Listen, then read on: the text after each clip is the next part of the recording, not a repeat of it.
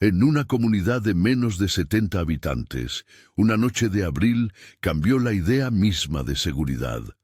La cabaña número 28, antes refugio de caminantes y fines de semana tranquilos, se convirtió en un enigma que ha perseguido a Keddy durante décadas. La pregunta que sigue abierta desde entonces es tan simple como implacable. ¿Puede ser resuelto este secreto? Keddy, California, era un lugar que vivía al compás de senderos, fogatas y vecinos que se conocían por nombre. Para quien llegara desde la ciudad, la comunidad ofrecía la sensación de que nada grave podría suceder allí. Casas de vacaciones, una estación de ferrocarril cercana y la rutina de un pueblo pequeño donde las puertas a menudo quedaban entreabiertas. En la primavera de 1981, esa apariencia se fracturó. La familia que ocupaba la cabaña 28 aparece en los registros con variaciones de nombre en distintas fuentes. La mujer adulta suele identificarse como Glenna Sharp, aunque la transcripción original presenta variaciones. Glenna plena, indefinido, en cuanto a la ortografía definitiva en los documentos disponibles. Con ellos vivía John Sharp, adolescente de 15 años. Aquella noche había además una joven visitante, registrada en algunas fuentes como Dina o Jenna, otra variante con seguridad no confirmada, indefinido. Y una niña, Tina, cuyo nombre también aparece escrito como China en ciertos relatos.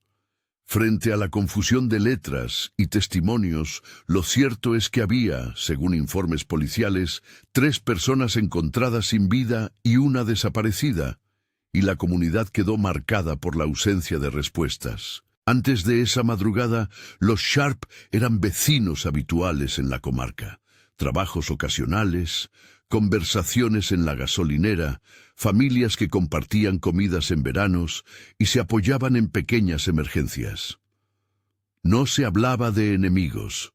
No había denuncias públicas por violencia doméstica conocidas en los archivos locales que fueran concluyentes. Esa normalidad y la percepción de que en un pueblo tan pequeño las cosas podían resolverse entre vecinos hizo que el impacto del hallazgo fuera aún mayor. El relato de la noche del 12 de abril de 1981, según registros y declaraciones recogidas por la prensa y expedientes policiales, tiene la forma de una escalada de inquietud. Sonidos en la noche, voces que se confunden con la oscuridad, una puerta violada. Los primeros en acercarse a la cabaña fueron vecinos alertados por ruido y por la conducta errática de una persona cercana a la vivienda. Sheila, nombre que aparece en varias fuentes como la persona que hizo el primer contacto. En otros registros figura con variación indefinido. Entró en escena como la que dio la alarma inicial. La voz que llamaba a la puerta, según testimonios, describía una escena fuera de toda expectativa. Sangre visible en el interior, objetos fuera de lugar y señales de restricción en manos y muñecas. Los vecinos llamaron a la policía local. Una hora más tarde, agentes ya estaban en la escena. La narrativa oficial describe una entrada forzada a la cabaña 28. No hubo, al menos en los primeros informes públicos, un antecedente claro de robo con violencia en la zona que pudiera explicar el ataque como una irrupción casual. Los peritos que revisaron el lugar notaron indicios que hicieron pensar en una agresión dirigida. Amarras hechas con cables y cinta adhesiva, cortes y contusiones, y objetos que podrían haber servido como armas. Entre esos objetos figuraban, en la relación inicial de pruebas, un martillo y una navaja. Fragmentos de un material plástico también fueron reportados en la escena, unidos a otras piezas que sugerían la posible manipulación de algún dispositivo o la improvisación de ataduras. Es importante precisar que la catalogación y la interpretación de esas piezas han variado con el paso del tiempo y que en muchos puntos las conclusiones son condicionadas por informes fragmentarios. Según registros judiciales y policiales, estos elementos fueron recogidos como evidencias, grado de certeza de la descripción, confirmado en inventarios, interpretación del uso, sujeto a discusión. La reacción policial inicial estuvo a cargo del sheriff local y de agentes de la oficina del condado. El nombre del sheriff que figura en la cronología es Doug Thomas, identificado en los archivos como autoridad presente y responsable de la coordinación en las horas primeras. A partir de ese momento, la investigación siguió una vía que con el tiempo sería motivo de críticas. La escena fue manejada por oficiales locales con recursos limitados, y la intervención de autoridades federales se produjo en etapas tras los primeros informes.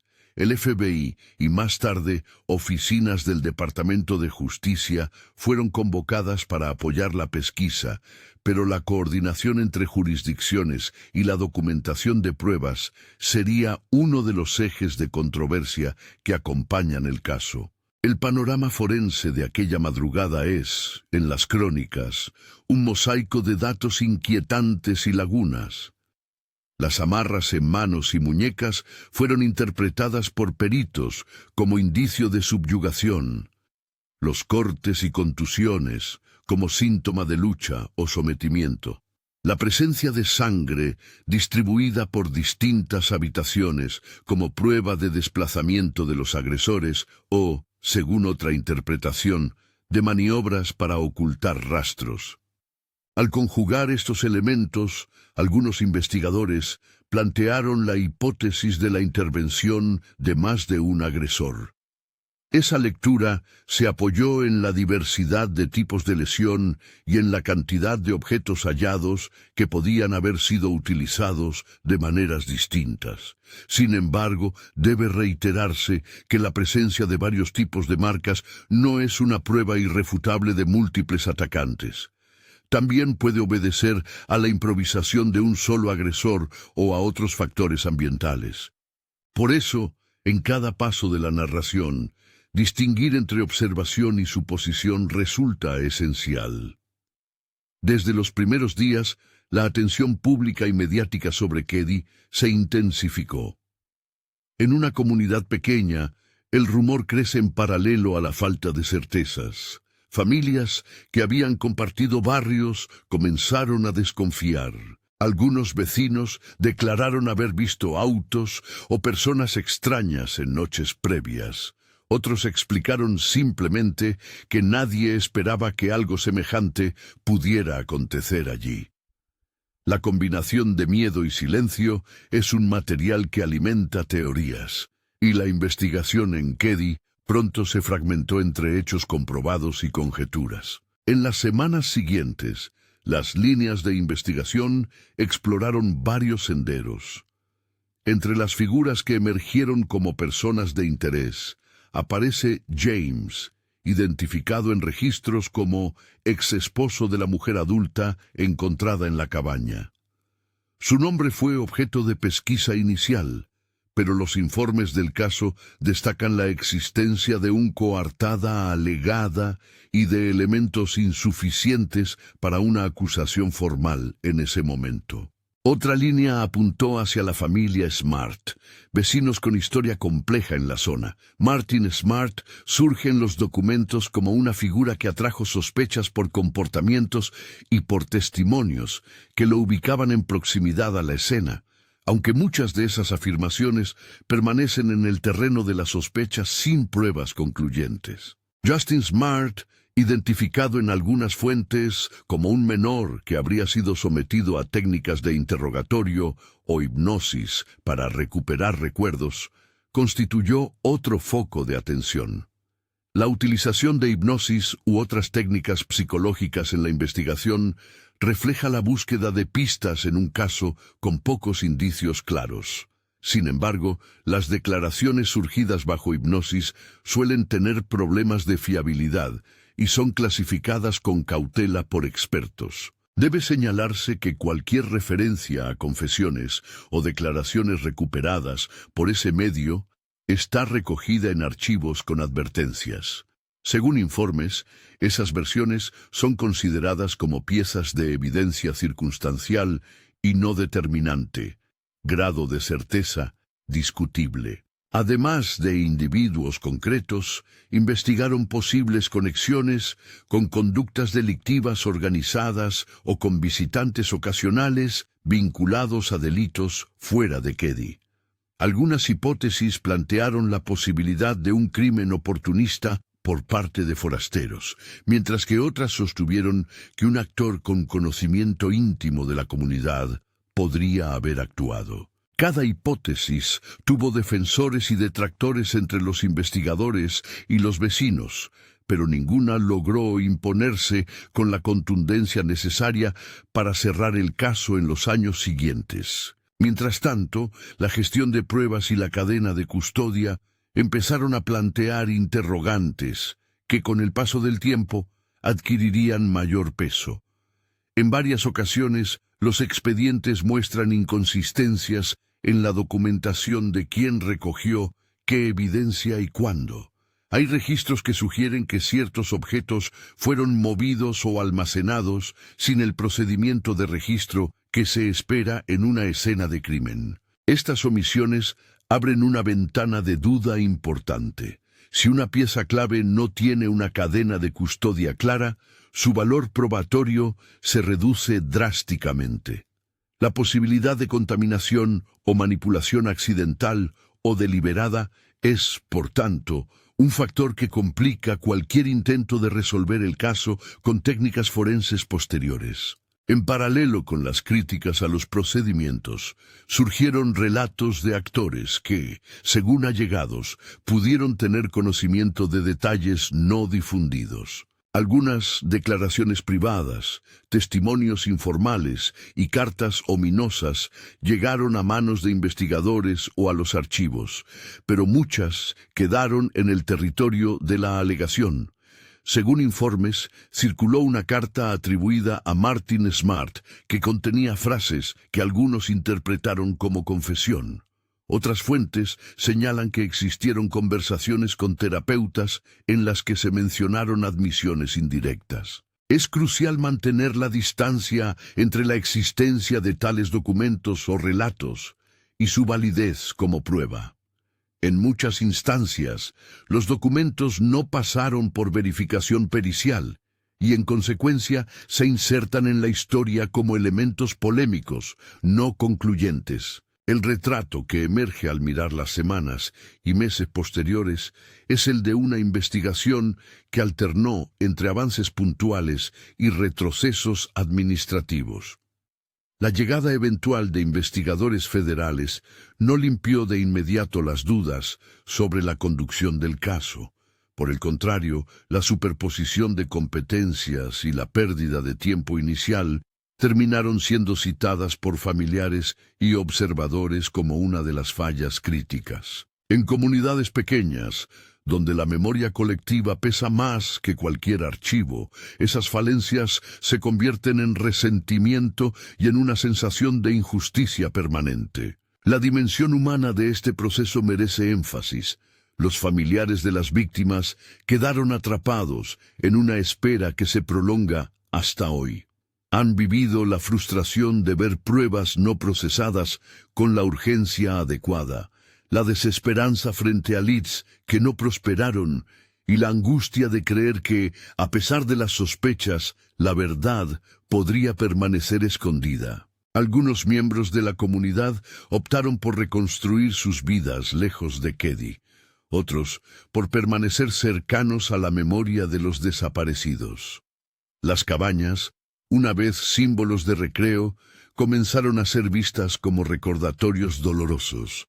Con los años, varias fueron demolidas o vendidas, como si el paisaje físico intentara borrar la presencia de un pasado que no se resuelve. Si se intenta reconstruir la cronología minuto a minuto de la noche del 12 de abril, los relatos coinciden en ciertos núcleos: ruido anómalo, llamada a vecinos, entrada policial y descubrimiento. Más allá de esos hitos, los testimonios divergen en detalles que para la investigación resultan críticos. ¿Quién fue la primera persona en ver a las víctimas? ¿Qué puertas o ventanas estaban forzadas exactamente? ¿Qué objetos faltaban y cuáles fueron dejados en la escena? Estas discrepancias no son menores. En investigaciones de homicidio, la diferencia entre una puerta rota y una puerta abierta puede orientar hipótesis sobre acceso o conocimiento previo del atacante. Las inconsistencias en los relatos recordaron a los investigadores que trabajar en un pueblo pequeño implica lidiar con memorias entrelazadas, con información que se administra en conversaciones informales y con la posibilidad de que algunos detalles se pierdan antes de ser documentados. A medida que se profundiza en los perfiles de los principales mencionados, aparece un patrón recurrente. Todos, de un modo u otro, eran conocidos de la comunidad o tenían vínculos con Keddie. James, el exesposo, tenía motivos para figurar en la investigación por el vínculo afectivo. Martin Smart, por su relación como vecino y por percepciones sobre su conducta. Justin Smart, por su presencia en el entorno y la atención que recibió en las pesquisas psicológicas. Además, hay nombres de amigos y acompañantes que aparecen en relatos tangenciales. Un John, amigo cercano, que fue cuestionado sobre movimientos la semana previa. En la transcripción aparece ambiguo si se refiere a John Sharp o a otro John. Por tanto, esta referencia permanece con grado de certeza indefinido. Ese tipo de ambigüedad en los documentos dificulta la creación de una trama clara de responsabilidades y de coartadas. Un elemento que complicó la investigación fue la tentación, tanto social como mediática, de cerrar cabos apresuradamente. En los años posteriores al crimen, surgieron acusaciones de que algunos agentes locales pudieron haber descartado sospechosos prematuramente o no haber profundo ciertas líneas por razones que nunca quedaron claras en expediente público. Es importante subrayar que muchas de estas afirmaciones son alegaciones. Según vecinos y algunos familiares, hubo decisiones cuyo fundamento no fue transparentado. Tales críticas, más allá de su veracidad literal, tienen un efecto real en la percepción del caso. Cuando la comunidad percibe que ciertas vías no fueron exploradas con rigor, la confianza en el sistema se erosiona y la búsqueda de justicia se vuelve más difícil. A estas alturas, y con la investigación aún abierta en algunos frentes, es necesario poner en perspectiva qué tipo de evidencia existía y qué limitaciones tecnológicas enfrentaban los investigadores de la época. En 1981, la posibilidad de extraer y comparar ADN no estaba disponible con la precisión que hoy conocemos. Las pruebas biológicas se conservaban, en muchos casos, en condiciones que hoy consideraríamos imperfectas. Es por eso que, desde un punto de vista técnico, algunos de los elementos recogidos entonces solo podían aportar huellas circunstanciales, un patrón de sangre que indicaba presencia, una marca en un objeto que sugería su uso, o la localización de restos que, años más tarde, cobrarían otra dimensión. Antes de avanzar hacia las reaberturas y los hallazgos tardíos que marcaron la historia de Keddie, conviene detenerse en el peso de la incertidumbre. Los archivos muestran que numerosos testimonios contrastan entre sí, que ciertos inventarios de evidencia cambiaron de manos sin documentación clara, que algunas piezas, sean cartas, declaraciones o materiales físicos, quedaron en el limbo de lo no peritado. Ese ambiente de información fragmentada y de sospechas alimentó tanto las investigaciones oficiales como las pesquisas paralelas de quienes buscaban respuestas por su cuenta. Si bien la escena inmediata del crimen fue descrita con crudeza por quienes la documentaron, las fuentes evitan con razón recreaciones gráficas. La narrativa pública se enfocó en las señales que permitirían entender la mecánica del ataque. Amarras de cinta y cable, múltiples tipos de heridas y la presencia de objetos domésticos convertidos en potenciales instrumentos del crimen. En términos forenses, esos rasgos planteaban preguntas sobre el número de agresores, sobre la duración del ataque y sobre la posible intención de los perpetradores. Al mismo tiempo, la investigación debía lidiar con la fragilidad de la cadena de custodia y con la ausencia de técnicas genéticas avanzadas que hoy consideramos rutinarias. Tras los meses iniciales, el caso empezó a tomar la forma de lo que en los Estados Unidos se conoce como un cold case, una investigación que, sin resolverse, permanece abierta esperando nuevos indicios o tecnología que permita avanzar. Sin embargo, hay una diferencia crucial entre el frío técnico y el latente dolor de una comunidad. El expediente no es solo un objeto administrativo, es el contenedor de nombres que alguna vez tuvieron vida y rutinas, y que dejaron vacíos, que no se llenan con la mera acumulación de papeles.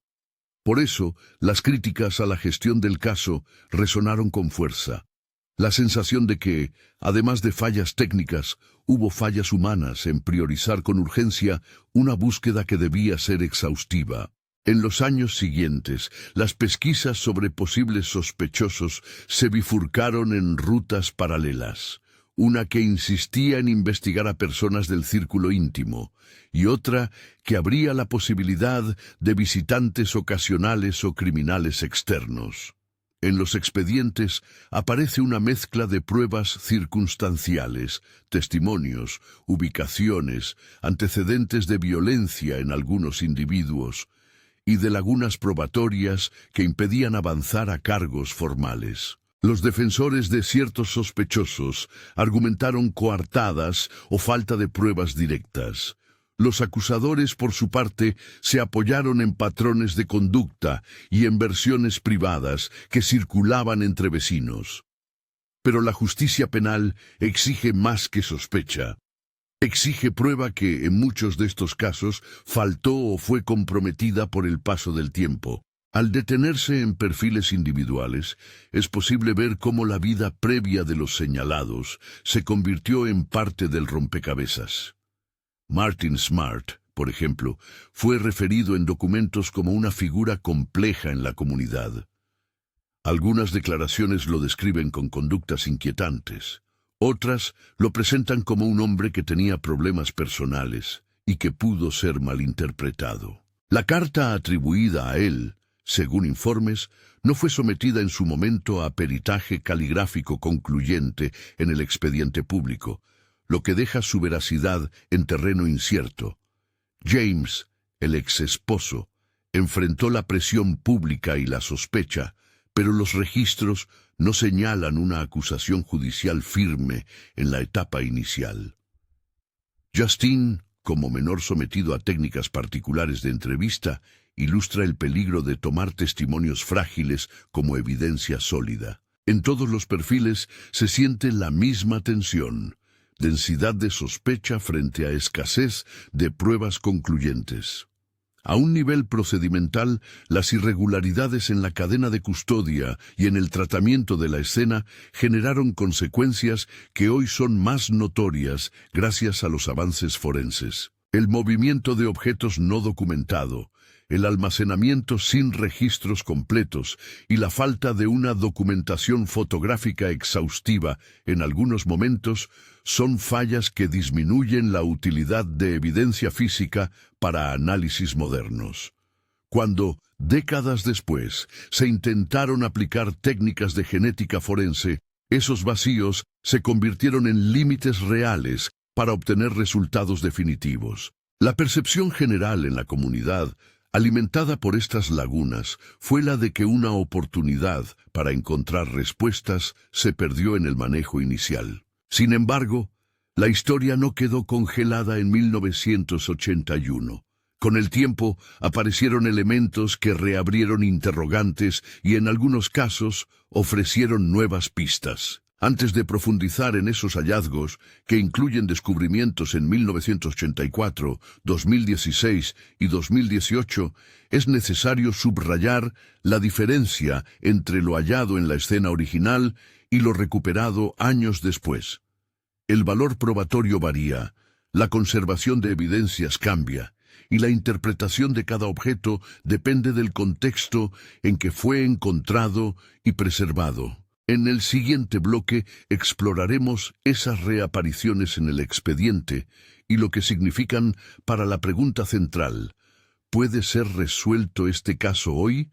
Si tienes información relevante sobre los hechos o conoces datos que no hayan sido difundidos, consulta el enlace en la descripción para comunicarlo a las autoridades a cargo de la investigación. Cualquier pista, por mínima que parezca, puede cambiar el rumbo de un expediente que todavía busca respuestas. Tras esa invitación a colaborar, la investigación se profundiza en detalles que, a primera vista, parecen desconectados. Restos óseos hallados en 1984, un martillo recuperado en 2016 y análisis de ADN realizados en 2018. Cada uno de estos episodios abre puertas y también plantea nuevos interrogantes sobre la cadena de custodia, la integridad de los hallazgos y la posibilidad real de identificar a los responsables. El hallazgo de huesos en 1984, descrito en algunos registros como localizado por un vecino llamado Ronald Pedrine, indefinido en cuanto a la descripción exacta del hallazgo en las fuentes públicas, fue registrado en los expedientes como posible indicio sobre la niña desaparecida. No obstante, las pruebas de datación y identificación no arrojaron en la documentación pública de la época una conclusión incontrovertible. Según informes policiales posteriores, la relación entre esos restos y la desaparición fue sugerida pero no establecida con certeza plena. Grado de certeza indefinido. Se requeriría reanálisis científico para confirmación definitiva. Más allá de ese hallazgo inicial, la cadena de eventos que llevaría a nuevas aperturas del caso incluye la recuperación, décadas después, de un martillo en 2016. Ese objeto fue examinado por investigadores que vieron en él una posible conexión con las heridas observadas en la escena original. Sin embargo, su procedencia exacta, el modo en que se preservó y la certeza de que perteneció a la escena de la cabaña 28 en 1981 son cuestiones que deben tomarse con cautela.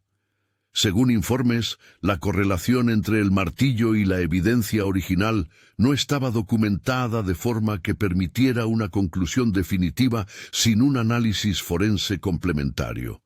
Grado de certeza: indefinido. La aparición de materiales para análisis genético en 2018 generó expectativas. La tecnología de ADN había avanzado hasta permitir identificar perfiles con mayor precisión e incluso con conexiones a bancos de datos genéticos poblacionales. Muestras enviadas a laboratorios especializados fueron investigadas con la esperanza de encontrar coincidencias que no fueron posibles en 1981. No obstante, el éxito de esa estrategia depende en gran medida de la calidad de las muestras, de su preservación durante décadas y de la integridad de su cadena de custodia. Así, aunque los avances científicos ofrecen una puerta que antes no existía, las limitaciones de conservación y documentación anterior amortiguan la posibilidad de que el caso se cierre definitivamente solo con técnicas modernas. Mientras las piezas físicas y genéticas reclaman una lectura técnica, el relato humano sigue presente en testimonios que no siempre han sido visibles en los expedientes públicos. Amigos de la familia, vecinos que se mudaron y familiares sobrevivientes han contado cómo la vida cotidiana se transformó. reuniones que dejaron de hacerse, miradas que buscaban culpables furtivamente y un silencio que se heredó. En relatos privados, recogidos por periodistas y por investigadores independientes, hay tristeza, frustración y la sensación de que la verdad fue, en algún momento, esquiva. Estas voces no constituyen evidencia pericial, pero forman parte del tejido social que mantiene vivo el interés por aclarar lo ocurrido. Al ralentizar la mirada sobre los elementos forenses, se vuelve cada vez más evidente que la solución del caso no depende solo de encontrar una prueba definitiva en un laboratorio. Depende también de reconstruir una cadena de eventos, de reconciliar testimonios dispersos y de revisar decisiones administrativas que pudieron haber condicionado la dirección de la pesquisa. Es decir, resolver Keddy implica, además del trabajo técnico, una labor documental y humana que reconstruya el contexto con rigor. En la superficie de los hechos, entonces, quedan preguntas que exigen respuestas concretas. ¿Fueron todas las piezas recogidas correctamente registradas y preservadas? ¿Qué testimonios fueron ignorados o desestimados sin análisis profundo? ¿Qué conexiones entre sospechosos y víctimas no se exploraron completamente? Y sobre todo, ¿qué nos permiten los hallazgos tardíos en términos de identificación real de responsables? La respuesta no es unívoca. Hay esperanza en la ciencia moderna, pero también obstáculos significativos en la calidad y continuidad de las pruebas. A este punto del relato, el lector siente ya la trama de un pueblo pequeño golpeado por un hecho brutal y por la inquietud de no obtener respuesta.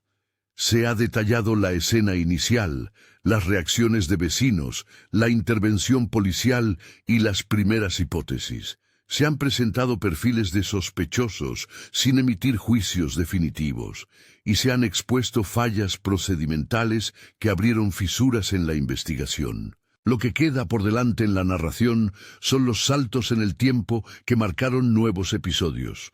Los huesos, de 1984, el martillo de 2016, los análisis de ADN de 2018, y sobre todo, una evaluación profunda de si, con lo que hoy se conoce y con la tecnología disponible, es plausible esperar una resolución. Ese camino exige mirar no solo la evidencia física, sino la política institucional, las acciones de quienes llevaron la investigación en su momento y las posibilidades reales de revisar archivos, reinterrogar testigos y someter a nueva pericia los objetos que aún existen.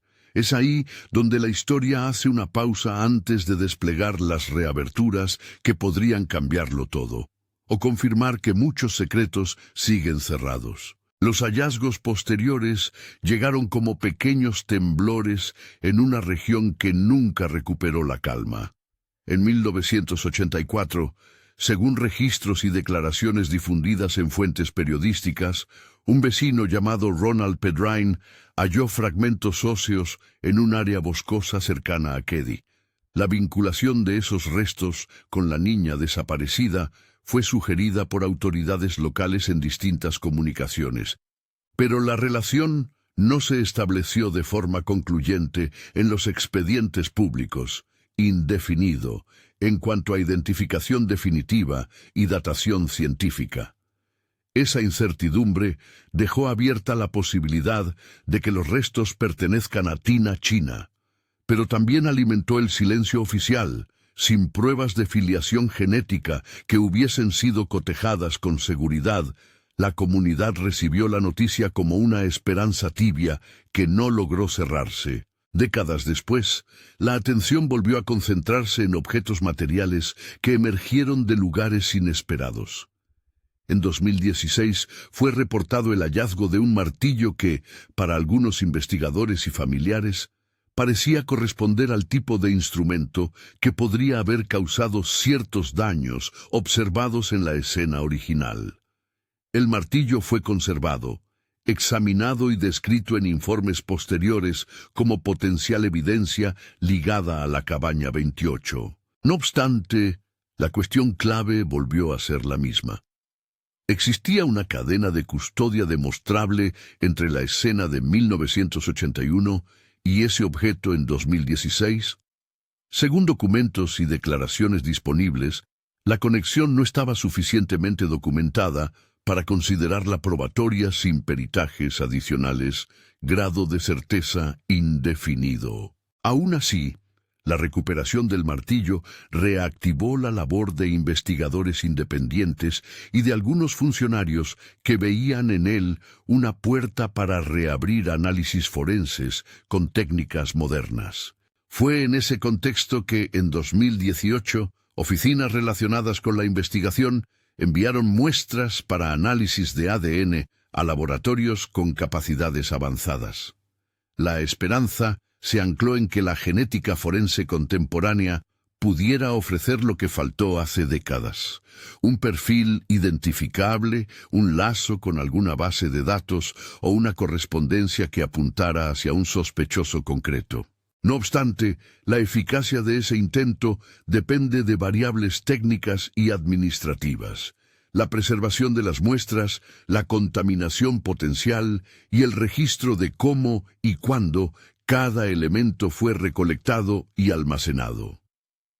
En los comunicados públicos sobre esos envíos figura que se realizaron pruebas, pero los resultados concluyentes no han sido divulgados de forma que permitan sostener una afirmación definitiva en esta narración: indefinido, respecto a coincidencias o identificaciones. Estas reanalizadas parciales muestran una doble realidad.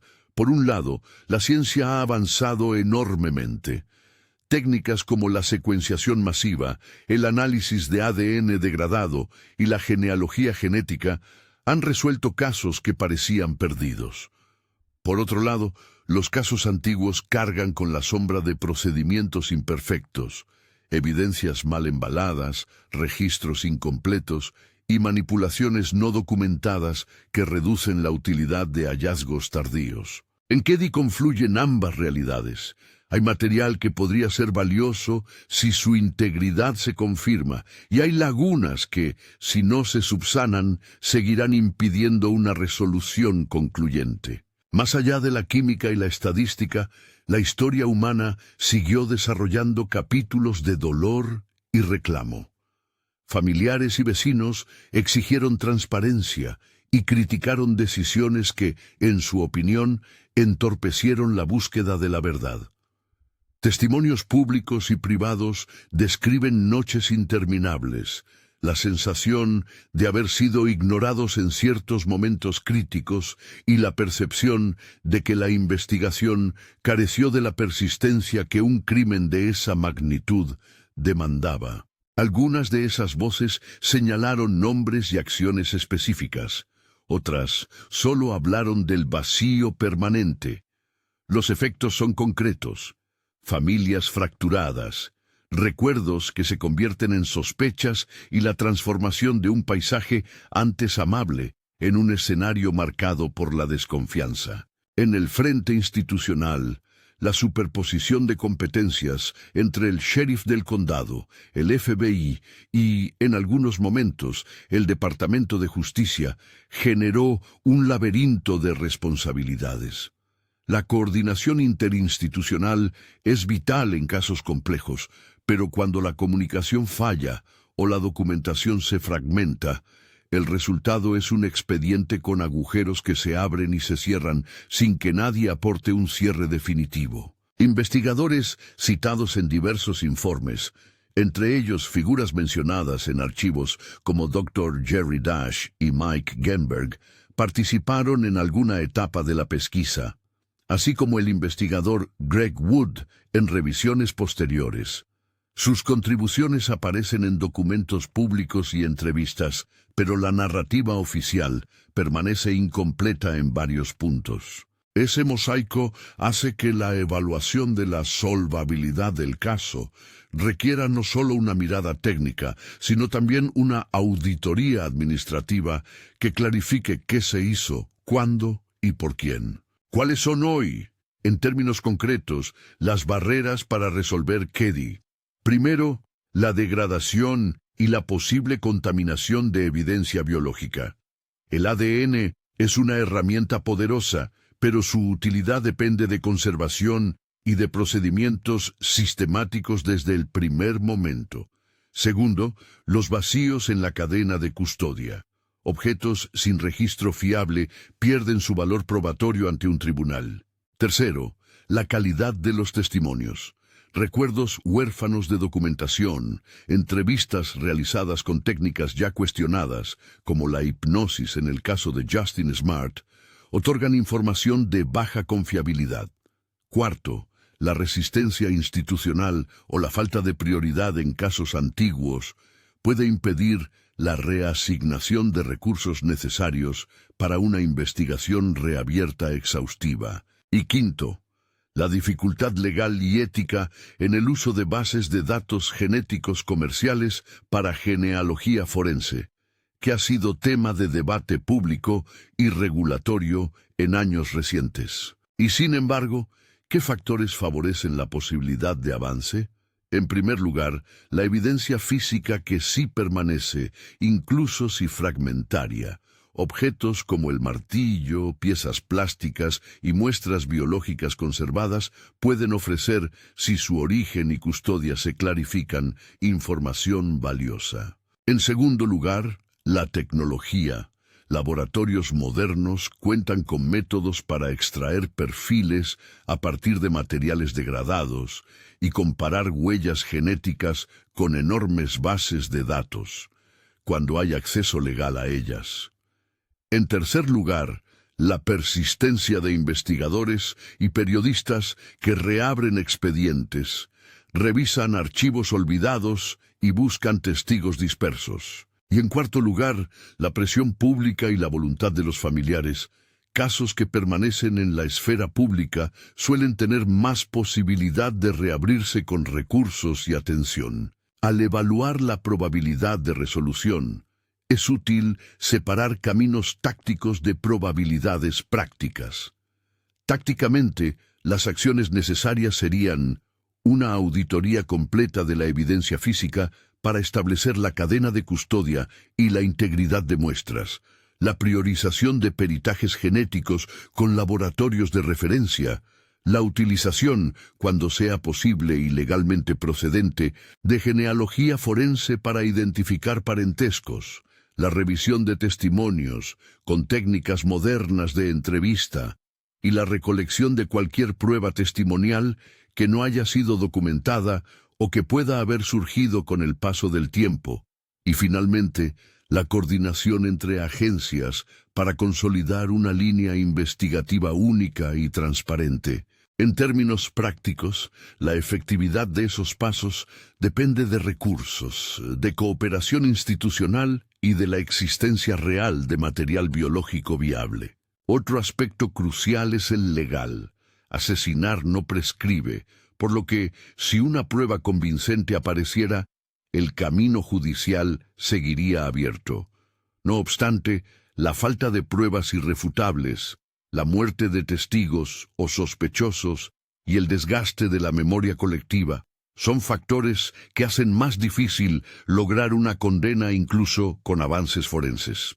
Además, es indispensable evitar atribuciones precipitadas. Cualquier acusación debe sustentarse en evidencia pericial que soporte una imputación ante tribunales, y las hipótesis periodísticas o vecinales no sustituyen la carga probatoria requerida. En la comunidad, la pregunta de si la verdad vale el costo personal y social de reabrir heridas es compleja. Para muchas familias, la prioridad es cerrar el episodio con nombres y responsabilidad. Para otros vecinos, la reapertura implica revivir traumas y arriesgar procesos largos sin garantía de resultado. Esa tensión social se suma a la técnica. La búsqueda de justicia se encuentra con el límite humano del dolor y de la fatiga colectiva. Al mirar con honestidad las herramientas disponibles hoy, no cabe una respuesta categórica. es plausible afirmar que, con las muestras adecuadas y una cadena de custodia verificada, la genética moderna y la genealogía forense podrían ofrecer pistas que antes no existían. Casos de décadas atrás han sido resueltos gracias a esa combinación. Pero es igualmente plausible que si la evidencia material está contaminada, perdida o insuficientemente documentada, esas técnicas no alcancen a producir resultados concluyentes. En el punto donde ambas posibilidades se encuentran, reside la condición verdadera de Keddie, un caso ambivalente con puertas abiertas y cerradas al mismo tiempo. ¿Qué faltaría entonces para inclinar la balanza hacia la resolución?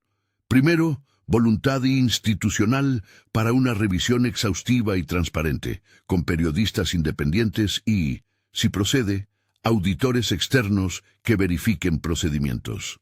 Segundo, recursos técnicos, laboratorios acreditados, acceso a bases de datos e inversión en peritajes. Tercero, una estrategia coordinada de entrevistas a testigos que hoy puedan aportar claridad, usando métodos que minimicen la sugestión y maximicen la confiabilidad. Y cuarto, apoyo a las familias para que el proceso no sea solo representado por investigadores, sino que incluya a quienes padecieron la pérdida de manera continua. La pregunta del título, La cabaña Keddie y su siniestro secreto puede ser resuelto, queda así ante el espectador como un dilema abierto. No hay, a la vista de la documentación pública y de los hitos forenses conocidos, una certeza absoluta que permita afirmar que el caso será resuelto. Tampoco puede declararse su imposibilidad definitiva. Lo realista es sostener que existe una posibilidad condicional. Si la evidencia viable se identifica y se somete a análisis rigurosos, y si las instituciones despliegan coordinación y recursos, la ciencia puede aportar respuestas que antes parecían imposibles. Si por el contrario, las lagunas administrativas y la degradación de pruebas persisten, la verdad podría permanecer fragmentada. Al concluir este recorrido, conviene recordar que detrás de cada expediente y de cada técnica hay personas reales, víctimas que dejaron vidas interrumpidas, familias que aún esperan nombres y una comunidad que aprendió a mirar con recelo sus propios patios traseros. La ciencia y el compromiso institucional pueden reducir la distancia entre sospecha y justicia, pero requieren tiempo, transparencia y a veces el empuje persistente de la sociedad civil. Si hay algo que la historia de Keddie enseña, es que la memoria colectiva no se extingue fácilmente. Casos fríos permanecen calientes en la conciencia de quienes sobrevivieron y en la curiosidad de quienes buscan cerrar historias mal contadas. La resolución, cuando llega, es siempre producto de una conjunción: método científico, diligencia investigativa y muchas veces la aparición de una pista que parecía imposible de encontrar. Esa combinación, aunque incierta, no es imposible. Si este relato despierta en ti información que podría ser relevante o conoces detalles no divulgados, hay canales oficiales habilitados para recolectar testimonios y pistas. Consulta el enlace en la descripción para comunicarte con las autoridades encargadas de la investigación y colaborar de forma anónima, si así lo prefieres. Cada dato, por pequeño que parezca, podría ser la pieza que cambia el rumbo de un expediente que todavía busca la verdad. La pregunta final queda en manos del tiempo y de la acción colectiva. Con la tecnología adecuada, la coordinación institucional y la fuerza de la sociedad exigiendo respuesta, Keddie aún podría dejar de ser un enigma. Sin esos elementos, su secreto podría seguir guardado por décadas más. La comunidad y el sistema judicial han recorrido ya un camino de sombras. Corresponde ahora decidir si se enciende la luz que permita, al fin, ver los contornos de la verdad.